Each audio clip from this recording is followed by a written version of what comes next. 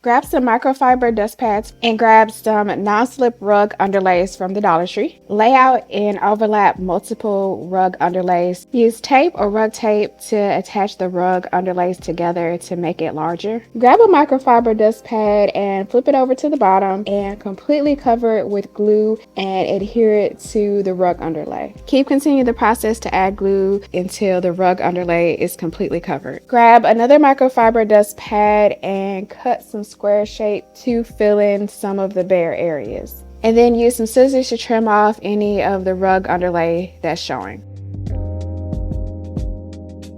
Pick up 4 doormats and duct tape from Dollar Tree. Tape 2 doormats together with duct tape. Make sure they are lined up on all of the edges.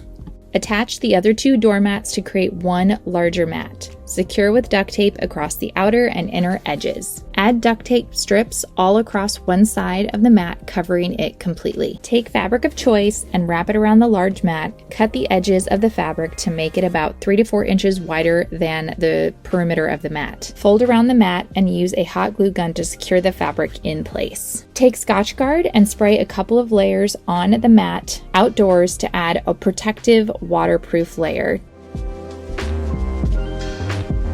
So the white rug is going to be my base, and draw out some cow spots. Then I'm going to carefully cut out each of those spots. Now it's time to move on to the teal rug. Trace the white spots onto here and cut them out of teal. Then I'm going to grab the teal spots and fit them in where they go, kind of like a puzzle. Then I'm just going to use a generous amount of duct tape and secure the spots.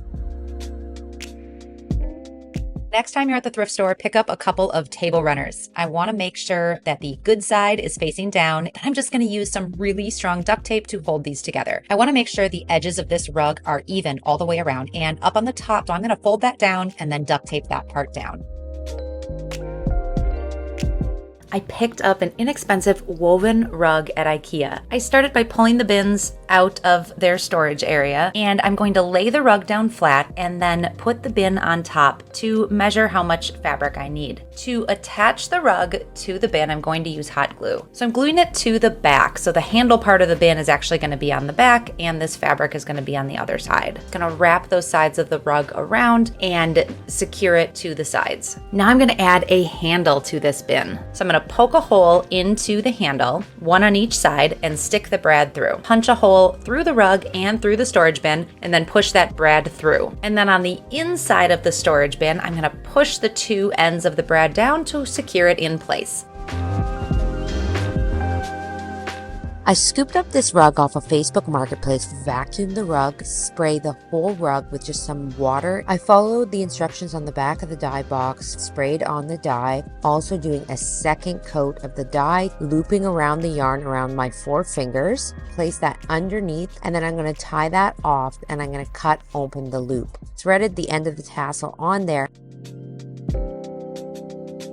Grab some fabric softener and your favorite color of latex paint and measure and cut out squares. Lay the poster board squares on the rug in a checkerboard pattern. Mix together 1 part latex paint to 1 part clear fabric softener. Start to paint in the open areas between the squares.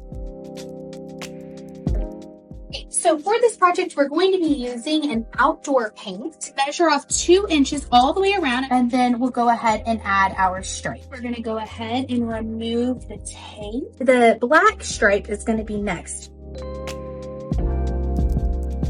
So this is the IKEA Sort Sew rug, and I'm just beginning by folding it in a third. Then I'm going to repeat that on the other side as well. Apply a bead of hot glue, and I'm going to glue one edge down completely, and I'm just going to stuff my pillow, and I'm going to just close up the other end of the pillow.